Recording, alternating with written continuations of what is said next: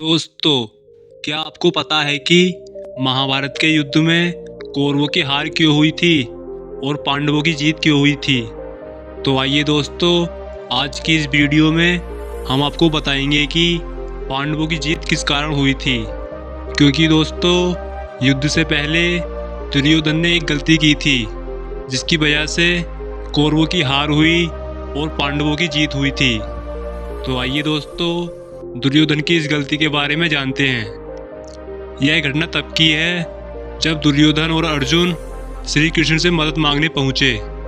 तो श्री कृष्ण ने दोनों को दिए थे दो विकल्प। महाभारत में जब यह तय हो गया कि कौरव और पांडवों के बीच युद्ध होगा, तब अर्जुन और दुर्योधन श्री कृष्ण से मदद मांगने द्वारिका गए। पहले दुर्योधन पहुंचा और उसके बाद अर्जुन।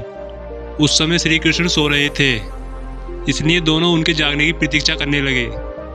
कुछ समय बाद श्री कृष्ण ने आंखें खोली तो उन्होंने सबसे पहले अर्जुन को देखा, क्योंकि वह श्री कृष्ण के पैरों के पास बैठा था। दुर्योधन पर श्री कृष्ण की नज़र नहीं पड़ी, क्योंकि वह सिर के पास बैठा था। अर्जुन ने श्री कृष्ण से कहा कि वासुदेव, मैं आपसे युद्ध के लिए मदद मांगने आया हूँ। तभी दुर्योधन ने भी कहा कि कृष्ण, मैं भी आया हूँ और मैं अर्जुन से पहले यहाँ आपसे मदद मांगने आया हूँ, इसलिए पहले आपको मेरी मदद करनी होगी। श्री कृष्ण ने कहा कि पहले मैंने अर्जुन को देखा, लेकिन तुम भी यहाँ पहले आए हो। अब मुझे दोनों की ही मदद करनी होगी। अब मेरे पास तुम दोनों के लिए दो विकल्प हैं। एक तरफ मैं रहूँगा और दूसरी तरफ मेरी पूरी नारायणी सेना।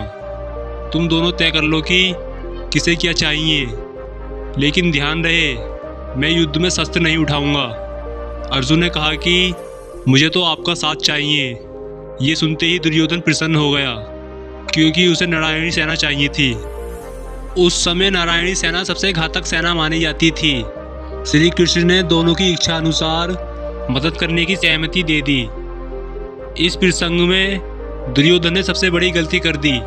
उसने श्री कृष्ण को छोड़कर नारायणी सेना मांग ली, जबकि अर्जुन ने श्री कृष्ण को मांगा।